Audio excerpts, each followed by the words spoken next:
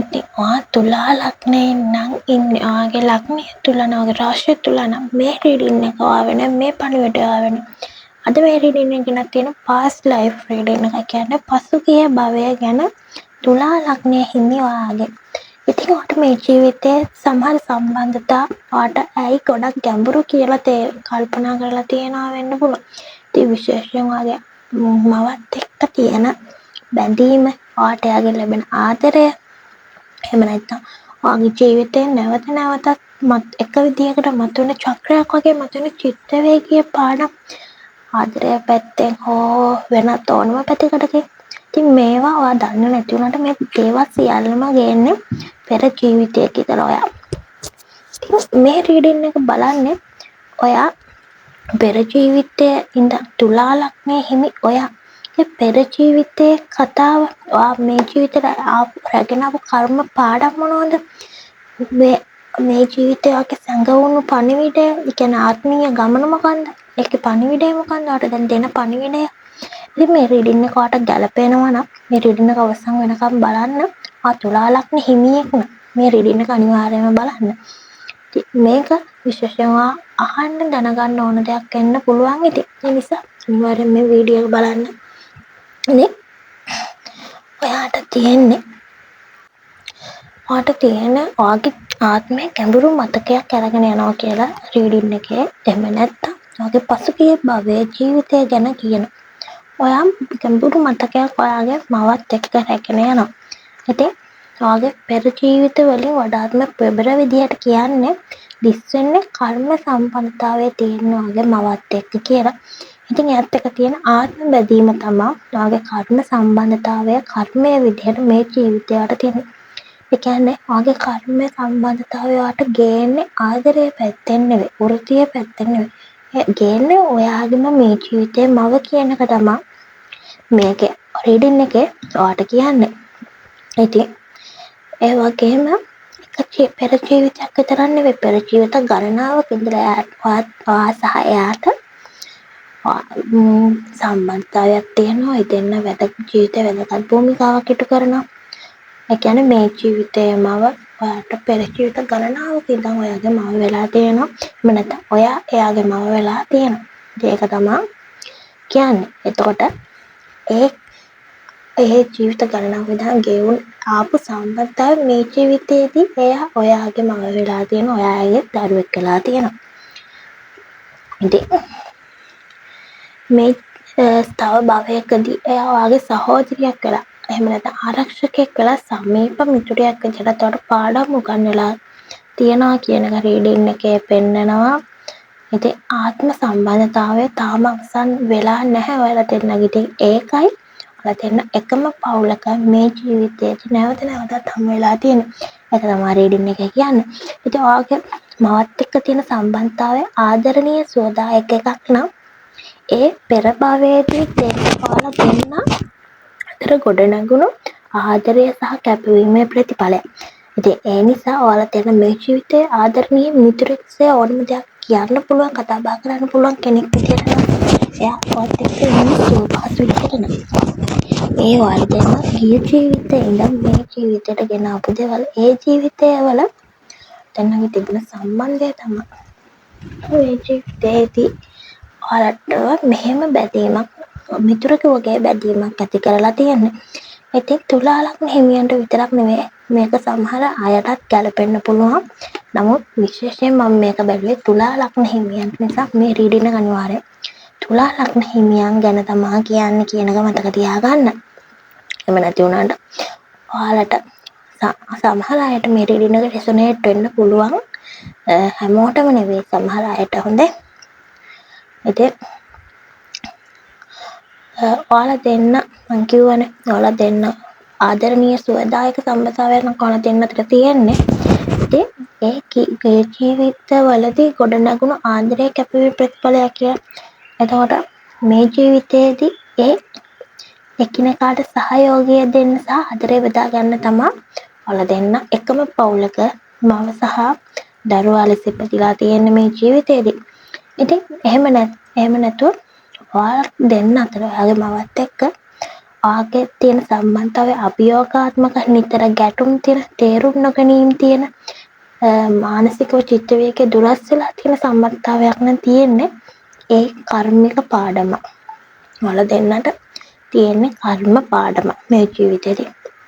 ඉතින් මේ ජීවිතේ කර්ම පාඩමක් කියන්නේ එයා සහ ඔයා මේ ජීවිතේදී හමු වෙලා තියෙන්නේ එකිනෙකාට සමාව දෙන්න, අනිකව පිළිගන්න සහ දෙන්නට අවශ්‍ය චිත්ත වේගීය සුවය ඉගෙන ගන්න. ඉතින් ඔයාලා දෙන්නගේ අවශ්‍ය සුවය මොකක්ද? ඔයාලා දෙන්න ගිහි ජීවිතවලදී මේක මෙහෙම වෙන්න මොකක්ද දෙන්නම කරේ? ඉතින් මේ දේවල් එකිනෙකා එකිනෙකාට කරපු වැරදි. ඒවලට සමාව දෙන්න, අනිකව හදවතින් පිළිගන්න, උන්ට ආදරය කරන්න තමයි මේ ජීවිතේදී ඔයාලා දෙන්න හමු වෙලා තියෙන්නේ. ඉතින් මේ ජීවිතේදී ඔයාලා දෙන්න නිතරම ගැටුම් තියෙනවා. තියෙනවා නම් ඔයාලා දෙන්න දුරස් වෙලා ඉන්නවා නම් දැන් ඒ දේවල් වලට සමාව දීලා කර්මය ඉවත් කරගන්න, කර්ම දඩුවමින් නිදහස් වෙන්න ඔය දෙන්න මේ ජීවිතෙන් මේ කර්මය අවසන් කරන්න උත්සාහ කරන්නේ. එක තමයි මට ඔයාලා දෙන්න තියෙන උපදෙස්. ඉතින් එහෙම උත්සාහ කරන්න. එහෙම නැත්තම් ඊළඟ ජීවිතයකදී මිනිස්සෙකුණ සත්වයෙකුණ අනිවාර්යයෙන්ම ඔයාලා දෙන්න ඊළඟ ජීවිතයේදී මුණ ගැහෙනවා. එතකොට මීට වඩා අමාරු වෙන්න පුළුවන්. ඒ නිසා දැම්මම මේ රීඩින් එක දැක්ක වෙලාවෙ මේ දිනවලම මේ කාලයේම මේ රීඩින් එක බලපු කාලයේම මේ දේවල් සිදු කරන එක තමයි මට ඔයාලට කියන්න තියෙන්නේ. එකිනෙකාට සමාව දෙන්න, එකිනෙකා තේරුම් ගන්න බලන්න. ඇයි රණ්ඩු වෙන්නේ? විතර ගැටුම් අභියෝගාත්මක දේවල් කරගන්නේ අකමැති වෙන්නේ. ඔයාගේ මවටත් මේ වීඩියෝ එක පෙන්නන්න. මොකද ඔයාලා දෙන්නගේම ජීවිත මෙතනින් අවසන් කරගන්න. ඔයාලා දෙන්නගේම කර්මය මෙතනින් අවසන් කරගන්න. මේ දේවල් හදාගන්න මේ කාලේ ඇවිල්ලා තියෙනවා. ඉතින් ඒ නිසා මේ රීඩින් එක හදාගන්න. ඉතින් ඔයාගේ මවටත් මේක පෙන්නන්න. මේ වීඩියෝ එක අහන්න දෙන්න. මේ රීඩින් එක අහන්න දෙන්න. මොකද එයා තේරුම් ගන්න ඕන. ආවෙතරක් තේරුම් අරගෙන බෑ මේ වෙන දේ. ආවෙතරක් තේරුම් ගත්තට මේක හදාගන්න බෑ. එයා දැනගන්න ඕනේ ඇයි මෙහෙම වෙන්නේ කියන එක. ඉතින් මෙහෙම වෙන්නේ නැහැ කියන එක එයා දැනගන්න ඕන නිසා ඔයා අනිවාර්යෙන් මේක අහන්න දෙන්න එයාට. ඔයාලා දෙන්නගේ ජීවිතේ කර්මය මෙතනින් ඉවර කරගන්න. මොකද මේක දිගටම ඇදෙන්න ඔයාලා දෙන්න එකම චක්‍රයක, එකම ජීවන චක්‍රයේ හිර වෙලා ඉන්න. ඔයාලට මෙතනින් නිදහස් වෙන්න බෑ.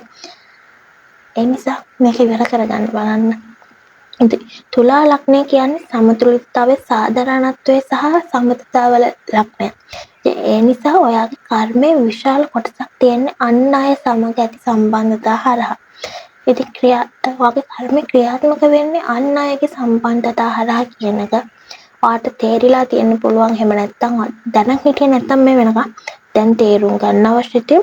විශේෂයෙන් ඔයාට ආව ඔයාගේ පාස් ලයිෆ් එක ගැන ආව කාඩ් එක අනුව මව ශක්තිය සමග ඇති සම්බන්ධතාවය තමයි පෙන්වන්නේ.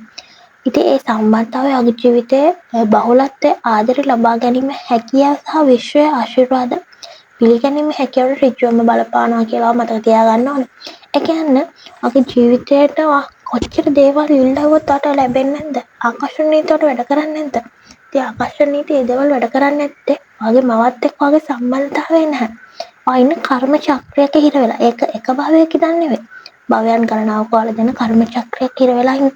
ඉතින් ඒකයි ඔයාට ආකර්ෂණ නීතිය එහෙම නැත්නම් කරන වැඩ කටයුතු හොඳ විදිහට අවසන් වෙන්නේ නැත්තේ ඒ නිසා ඉල්ලන දේ ඔයාලට ලැබෙන්නේ නැත්තේ නිසා ආකර්ෂණ නීතියට වැඩ කරන්නේ නැහැ. විශ්ව ආශිර්වාදය, සබදාම ආශිර්වාදය, දෙවියන්ගේ ආශිර්වාදය ලැබෙන්නේ නැහැ ඔයාලට. ඒ නිසා ඒක ඍජුවම බලපාන නිසා මේ කර්මය වහාම ඉවත් කරගන්න බලන්න. ඉතින් ඔයාගේ පෙර ජීවිතයේදී ඔයා හැංගීම් සංගවගෙන ජීවත් වෙන බව මේ කාඩ් එක ඔයාට රීඩින් එකට ආව කාඩ් එකේ කියන දෙයක්. ඉතින් ඔයාට අවශ්‍ය ආදරය, රැකවරණය, පිළිගැනීම ලැබලා නැහැ අත්දැකීම් තියෙනවා. ඒ දේවල් දැනන් හිඳන ඔයාට ඒ දේවල් ලැබිලා නැහැ කියන අත්දැකීම් තමයි ඔයාට තියෙන්නේ. ඉතින් මේ කාලේදී ඔයාට තව කෙනෙක්ට ආදරය, රැකවරණය දෙන්න, තව කෙනෙක් සමග සහයෝගයෙන් ජීවත් වෙන්න හරි අමාරුයි කියන්නේ. ඉතින් මේ දේවල් හදාගන්න. මේ දේවල් හදාගන්න පුළුවන් බැරි නෑ.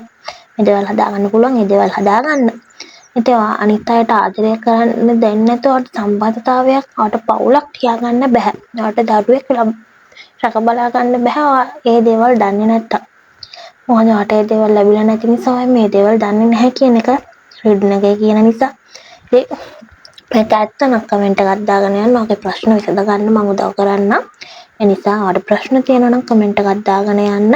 මට පර්සනලි මට මෙසේජ් එකක් දාලා ඔයාගේ ප්‍රශ්න වලට පර්සනලි උපදෙස් ලබා ගන්න, ඇඩ්වයිස් ලබා ගන්න පුළුවන්. ඉතින් මේ කර්ම සම්බන්ධතා පසුගිය ජීවිත ඒ දේවල් වලදී මම විශේෂයෙන් මගේ ගමනේ මම කරන දේවල් ඒ දේවල් වලට සම්බන්ධයි. ඉතින් ගොඩක් වෙලාවට මම කරන කර්ම මගේ ගමනේ මම කරන විශේෂයෙන් මම කරන දේවල් තමයි ඔය ආත්ම සම්බන්ධතා, කර්ම සම්බන්ධතා, පසුගිය ජීවිත ගැන උපදෙස් ලබා දෙන ඒ දේවල් වලට මඟ පෙන්වන කර්ම ඉවත් කරගන්න මඟ පෙන්වන කෙනෙක් විදිහට ඉතින් මගේ ගමනේ කොටසක් විදිහට ඔයාගේ ජීවිතේ තියෙන ප්‍රශ්න තියෙනවා ඒ දේවල් මට ඔයාලා තියන්න ඒ ජීවිතේ ගැටලු විසඳ ගන්න මම ඔයාට උදව් කරන්න. ඉතින් ඔයාට අන් අය මත විශ්වාසය තියන්න බෑ. ඒ වගේම ඔයාට ලැබුණේ නැති අත්දැකීම් තියෙනවා. ආදරේ රැකවරණය මං කියවනේ. ඉතින් ඔයාට ප්‍රතිඵලයක් විදිහට මේ කාලේදී මේ ජීවිතේදී ඔයාට සෑම දෙයක්ම පාලනය කරන්න ඇති වෙන අවශ්‍යතාවයක් ඇති වෙනවා. ඉතින් අන් අය මත විශ්වාසය තියන්න ඔයාට බෑ. ඔයාට තව කෙනෙක්ගේ උපකාර ඉල්ලන්න බෑ. ගොඩක් වෙලාවට තනියම සියල්ලම විඳදරා ගන්න කෙනෙක්. ඒකත් කර්මයේම කොටසක්. ඔයාට මේ විශ්වාසය තියන්න බැරි, අනිත් අයගේ උපකාර ඉල්ලන්න බැරි. ඔයා සියලුම දේ තනියම දරාගන්න ඒකත් ඔයාගේ කර්මයේම කොටසක්. ඔයාගේ මවත් එක්ක රැගෙන ආපු. ඉතින් විශ්වය විසින් මේ රීඩින් එක විසින් ඔයාට දැන් කියනවා. උපදෙස් දෙනවා.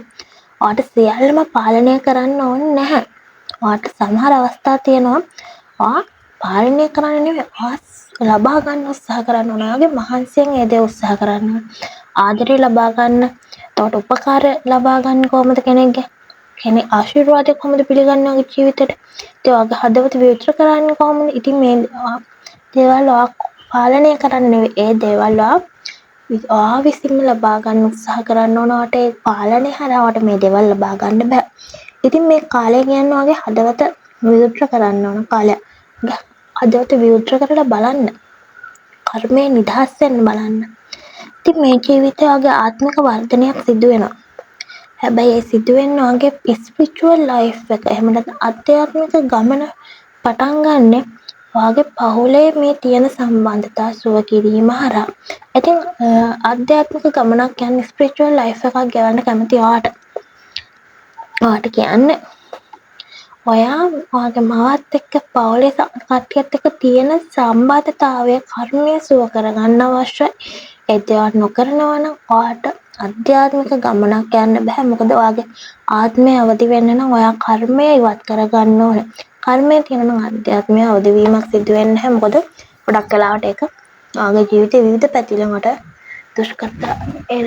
දුෂ්කරතා ලබා දෙන දෙයක් නිසා අධ්‍යාත්මික වර්ධනයක් ඕන, ආත්මය අවදි කරන්න ඕන අනිවාර්යයෙන්ම පවුලේ සම්බන්ධතා සුව කරගන්න.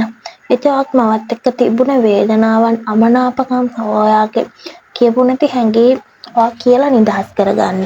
ඉතින් ඔයාගේ ජීවිතේ ශක්ති ප්‍රවාහය මේ දේවල් එක්ක වෙනස් වීම සිදු වෙනවා. සමාව දෙනවා කියන්නේ අතීතය අමතක කරනවා කියන එක නෙවෙයි. ඒක මතක තියාගන්න. සමාව දෙනවා කියන්නේ අතීත අමතක කරනවා කියන මොකක්ද? ගොඩක් අය සමාව දීම කියලා අදහන්නේ කරපු දෙයක් අමතක කරන එක. නමුත් ඒ දේ ඇත්තටම සමාව දෙනවා කියන එකේ තේරුම තමයි ඔයාගේ ආත්මයෙන් ඔයාට ඒ තියෙන බර නිදහස් කර ඉවත් කරගන්න එක. ඔයාට කෙනෙක් එක්ක තරහක් තියදී අමනාපයක් තියදී ඔයාට හරිම අමාරු ජීවිතයක් ගත කරන්න. ඉතින් සමාව දෙනවා කියන්නේ ඔයාගේ ආත්මේ මේ දේ ඉවත් කරගන්න එක කියන එක මතක තියාගන්න. නමුත් ඒක අමතක කරනවා කියන එක නෙවෙයි. ඉතින් තුලා ලග්නය හිමි ඔයාගේ ජීවිතේ පෙර භවයේ කර්මයට උගන්වන්න එක පාඩම. ඒක රීඩින් එකේ කියන්නේ එක පාඩම. ඉතින් ඔයාගේ තුලා ලග්නය හිමි ඔයාට පෙර භවයේ කර්මය දැන් කියන ආදරයේ සමග සමතුලිත වෙන්න, අතීත වේදනාව නිදහස් කරන්න සහ ලබා ගන්න ඉඩ දෙන්න. දේවල් ලබා ගන්න ඉඩ දෙන්න. බලෙන් පාලනය කරන්න එපා. ලබා ගන්න. ඉතින් ඔයා මේ දේවල් ඉගෙන ගද්දී ඔයාගේ සම්බන්ධතා, මුදල් ප්‍රවාහය, ආත්ම වර්ධනය, ඒ කියන්නේ ආත්මික අවදි වීම, ආත්මික වර්ධනය, අභ්‍යන්තර සාමය කියන දේවල් නව මට්ටමකට දැන් තියෙන මට්ටමේ වැඩි ඉහළ මට්ටමකට පිවිසෙනවා. ඉතින් ඔයාගේ ආත්මය මේ ජීවිතයට පැමිණලා තියෙන්නේ මේ ජීවිතේ උපතන්ගෙන තියෙන ශරීරයක් ගෙන තියෙන්නේ මේ කර්මයට තියෙන කර්මය බිඳ දාන්න. ආදරය සහ සමතුලිතතාවය තුලින් නිදහස සොයා ගන්න තමයි ඔයාගේ ආත්මය මේ ජීවිතයට ඇවිල්ලා තියෙන්නේ.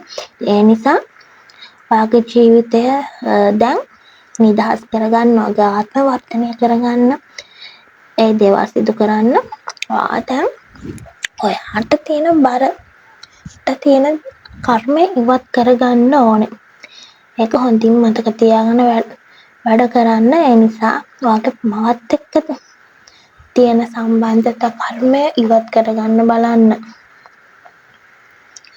ඉතින් ඔයාගේ අතීතය මොන වගේ වුණත් ඔයාගේ අනාගතය තීරණය කරන්නේ ඔයා දැන් තීරණය කරන දේ. ඉතින් ඔයාගේ ආත්මය මේ ජීවිතයට ඇවිල්ලා තියෙන අතීතයේ නොවුණු පාඩම් සුව කරගන්න, සමාව දීම තුළින් කර්මය සමතුලිත කරගන්න සහ ආදරය ලබා දීම සහ ලබා ගැනීම අතර සමබරතාවය සොයා ගන්න කියන එක මතක තියාගන්න ඕනේ. ඉතින් මේ වීඩියෝ එක මම කලින් කිව්වා වගේම ඔයාගේ මවටත් පෙන්වන්න, ඔයාට පවුලයටත් පෙන්වන්න. අහන්න දෙන්න ඔයාගේ මවත් එක්ක ඔයා ගැටලුවක් තියෙනවා නම් අනිවාර්යයෙන්ම ඔයා මේක තේරුම් කරලා දෙන්න. මොකද මේ ඔයාලා දෙන්නටම නිදහස් වෙන්න නම් අනිවාර්යෙන් දෙන්නම කර්මය ඉවත් කරගන්න අවශ්‍ය. එක්කෙනෙක්ට තනියෙන් බෑ කෙනෙක් එක තියෙන කර්මය නිදහස් කරගන්න. ඉතින් දැන් අත්‍යන ගොඩක් අත්දැකීම් දඩුවම් නෙවෙයි කියන එකත් මතක තියාගන්න ඕනේ. ඒක ඔයාගේ ආත්මය වර්ධනය කරගන්න ලැබෙන ඉගෙන ගැනීම. ඒකත් මතක තියාගන්න. ඉතින් අතීතයේ මොන වගේ වුණත් ඔයාගේ අනාගතය තීරණය කරන්නේ ඔයාද කරන තේරීම් කියලා කිව්වනේ. ඒ නිසා පැරණි වේදනාව නිදහස් කරන්න. ඔයාගේ හදවත සුවපත් වෙන්න ඉඩ දෙන්න. ඉතින් ඔයාට ලැබෙන්න ඕන ආදරය, බහුලත්වය, ආශිර්වාද පිළිගන්නවා සූදානම් වෙන්න. ඉතින් ඒවත් එක්ක මේ ආත්ම ගමන, මේ ජීවිතය, මේ භවය ගමන තනියම නෙවෙයි ඔයා ඉන්නේ. ඒ කියන්නේ ඔයා මතක තියාගන්න අවශ්‍ය. ඔයා ගොඩක් වෙලාවට ඒක අමතක කරන දෙයක්. ඉතින් විශ්වය විසින් ආව නිරන්තරයෙන් මඟ පෙන්වනවා. විශ්වය මඟ පෙන්වමින් ඉන්නවා මේ දේවල් ලබා ගන්නවා. විශ්වය කියන දේ අහනවද? විශ්වය පණිවිඩ ලබා ගන්නවද? ඉතින් ඒවා ඔයා හොඳින් අවධානයෙන් බලන්න. මේ රීඩින් එක මෙතන ඉවරයි. ඊළඟ රීඩින් එකෙන් නැවත හමු වෙන්න. ආදරය, ආලෝකය, ආශිර්වාදය ඔයා සමග තියෙනවා. ඉතින් ඔයාගේ ජීවිතේ දේවල් ඔයාගේ කර්ම ඉවත් කරගන්න. ඊළඟට ඕනේ මොන ලක්ෂණ ගැන රීඩින් එකක්ද කියන එකත් කමෙන්ට් කරගෙන යන්න. මේ රීඩින් එකේදී කියවන තොරතුරු හරියට රිසොනේට් වුණා නම් ඒකනත් කමෙන්ට් එකක් දාන්න.